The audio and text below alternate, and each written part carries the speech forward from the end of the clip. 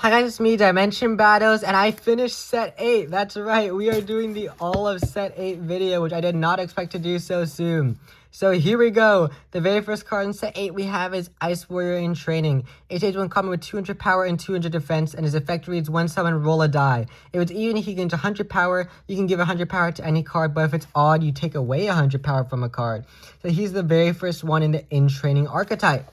Also line them here because actually the drawings connect to each other. We have Fire Warrior in Training, similar deal. One stage 1 common fire type with 300 power and 100 defense. Same thing with rolling a die. You can deal 100 damage to a card or take away 100 power from a card. So another nice ability. And something I did for the In Training cards is I made one streak of hair a certain color for all of them. So that one's blue. This one's yellow. That one has green on the tips right there. There's like green on the ends of the hair. So yeah, Nature Warrior in Training is a common 200 power and 200 defense. And once you summon, you can roll a die if even, give her 100 defense, or take away 100 defense. Then we have Earth Warrior in Training, similar deal. Lose 100 power, gain 100 power. Stage 1 common 200 power and 300 defense. Let me just line them up here. Oh my gosh. There's a huge stack of cards. Okay. Yep, you can see it. They're connecting.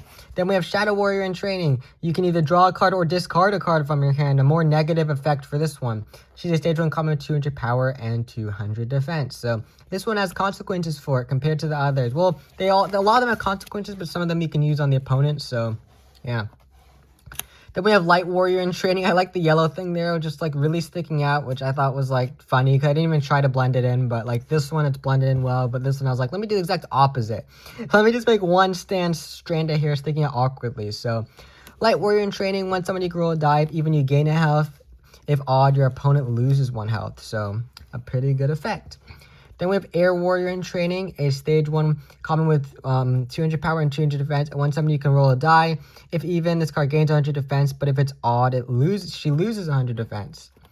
Look, I like how I made the clouds connect because I was like, how am I going to show that she's in the air? So that's why the clouds connect right there.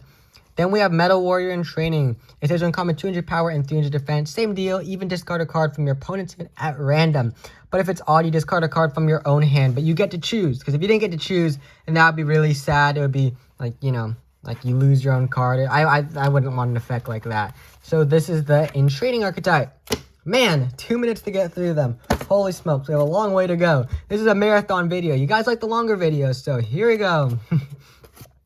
We then have Box Beast, a stage 2 rare, 300 power and 400 defense. We're moving on to the question mark archetype. This set, we had lots of archetypes for some reason. I just really got into archetypes, I guess. That's probably it. Box Beast is a stage 2 rare, 300 power and 400 defense. And when you summon, if there's a question mark card in your field, you could choose one card and it cannot attack next turn. Question mark Knight. She's a stage 1 common, 200 power and 200 defense. When she's summoned, if there's a question mark card on the field, you can choose one creature and it can't attack next turn. Same deal. Question mark Archer.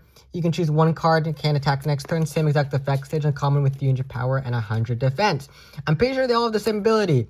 Yeah, same thing. Can't attack next turn. I don't remember doing that. But I guess because oh, I remember now. They confused the enemy. That's why I said that. He has 400 power and 500 defense, a stage 3 common metal type. Then we have Question Mark Queen, the ace card for the question mark cards. A stage 4 ultra with 300 power and 500 defense. I like the way I drew the hair fur. When summoned by the effect of a question mark prince, your opponent cannot play any cards or attack next turn. So basically, the opponent can't do anything. Question mark prince will show up later.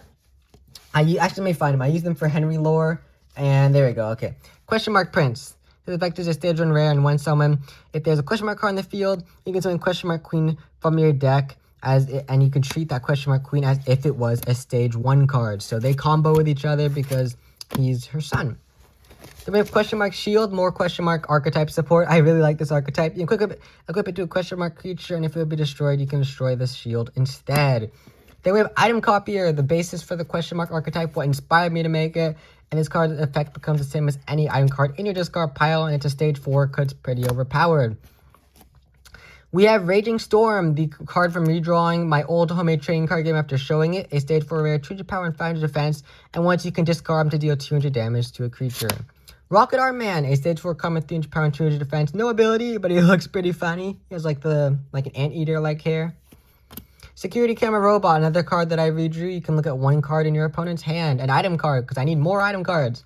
Viking Helm, okay, the Rocket Armament shouldn't be there. Viking Helmet. Equipped creature gains 200 power. So more item card support, because I realized I barely have any item cards. And I was also working on the Shine effect now also. So there you go.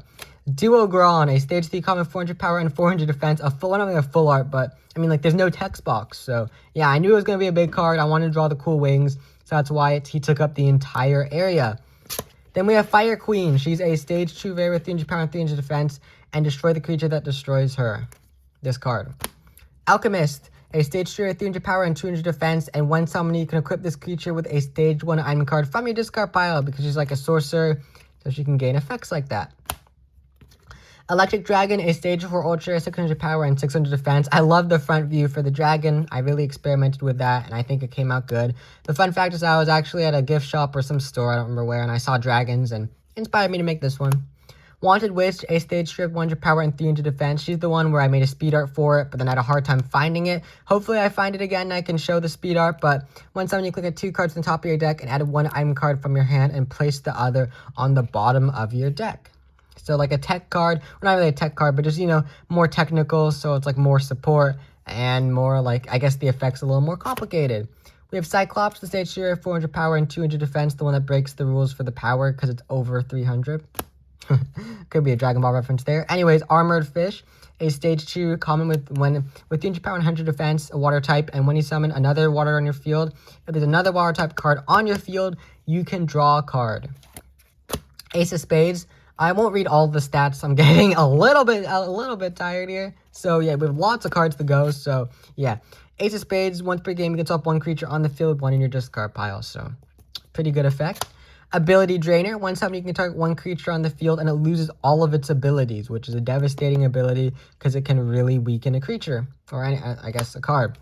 Planfested Golem, the 2-type card. And then we have a new one, Bomb Spitting Bird. You guys haven't seen this one yet. Kind of like Angry Birds, but not. But I really like how he looks, very cartoony. A stage 1 rare with 200 power and 100 defense. And when summoned, you can destroy a stage 1 creature on the field. But you must use this ability even on this card if it's the only option. So it could be a self-destruct button, you know? Like Deeper Schmertz. But so yeah, risky card because, you know, it looks crazy. He looks crazy. His eyes are all bug-eyed. So unpredictable. We have Orb Warrior, the stage 3, 300 power and 300 defense. He's from the other set, but we have Future Orb Warrior, which is why he comes up again. We have future cards in the game now. If you guys were unaware, you can see a bit of my desk there. If you guys were unaware about that, make sure to check out the video where I show the future cards. A stage 3, 300 power and 400 defense, and this creature can deal direct battle damage to your opponent's health. Frozen Hunter, a stage 3 rare. I really love her artwork, and her future form is Future Frozen Hunter. So the original one can destroy stage 1 or less. The future one can destroy stage 2 or less. This is like my favorite future card, I think, because I was so hyped to be able to finally see her face. And then we have Shroomby. So this is a new future card that you guys haven't seen yet, which is amazing. So we have a stage 2 rare, 300 power and 300 defense. And when this card is destroyed by battle, you can discard the creature that destroyed this card. I knew I wanted to show a brand new future card that you all haven't seen yet, so that's why I made Shroomby. And the future version of it is Future Shroomby, which I think looks insane. So he's a stage 3 rare with 500 power and 500 defense. And when this card is put in the discard pile, you can destroy 1 card on the field. So it says when he's destroyed by battle, destroy the creature that destroyed him. But now if he's destroyed by any way, you can destroy any card on the field. So this could be like you can destroy him yourself to activate an effect or something. I don't know why you would do that, but you could, which is awesome. So as you can see in the future, he's like decaying, like maybe some caterpillar, some insect bit into him. And he has all like these brown branches and green grass and like mushrooms growing out of him. And he just looks like he's ready to like kill someone, like just shred or destroy his enemies. And his vicious teeth. I was thinking about drawing blood on his arms, but I thought, no, that'd be way too gross. So I just did moth. Why did I say moth? I just said moss, you know? I just drew moss on him, like the green moss. And it came out good because the background's green here. It's a grass type. You guys get the deal. I think this is my favorite grass type out of all of them I made.